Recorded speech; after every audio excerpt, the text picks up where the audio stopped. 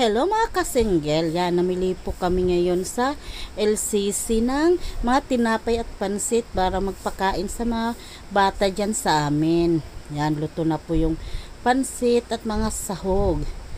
Yan, naglalagay na po yung ate ko para mamaya, pagdating ng mga bata, ready na po kami mamigay. Yan. Yan, tumulong na po ako sa ate ko dyan kasi nga po mag-aalas 3 na po. Darating na po yung mga bata dyan sa amin. Yan. Kaya tumulong na po ako para matapos agad. Yan.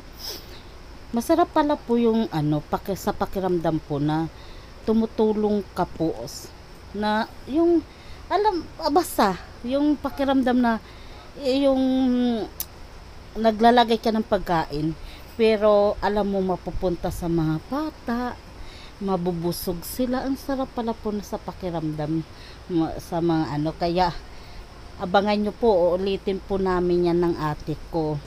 Iba naman po, nag-iisip naman po kami kung ano po yung ipapakain po namin sa mga bata kasi nga nakakatuwa, as in pakikita mo talaga po kahit po umuulan dyan, yung tuwang-tuwa po sila. As in yung parang ang sarap po sa pakiramdam po na makita mo silang natuwa at nabusog. Yan. Nagmamadali na po kami pero sa totoo lang po natatakot din po kami kasi nga malakas po yung ulan. Baka sabi po namin walang pumunta kasi nga malakas yung ulan, masama kasi yung panahon.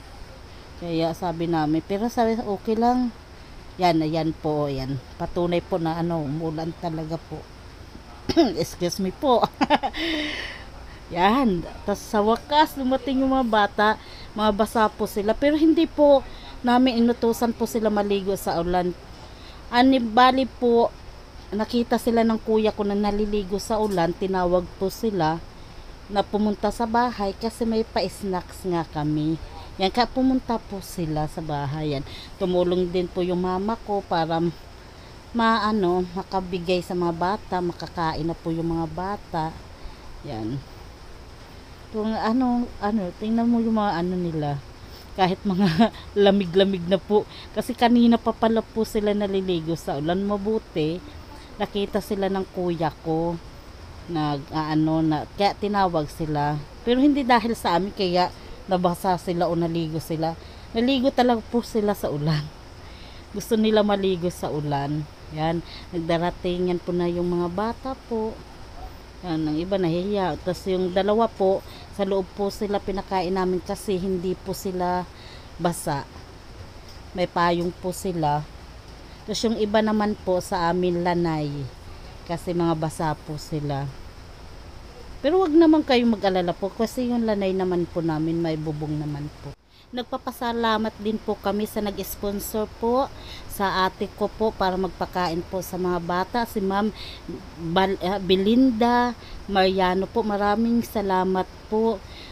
Maraming bata po ang nabusog dahil po sa inyong busilak na puso po. Maraming salamat po sa tulong. Yan po, nagdarating na po yung mga ibang bata.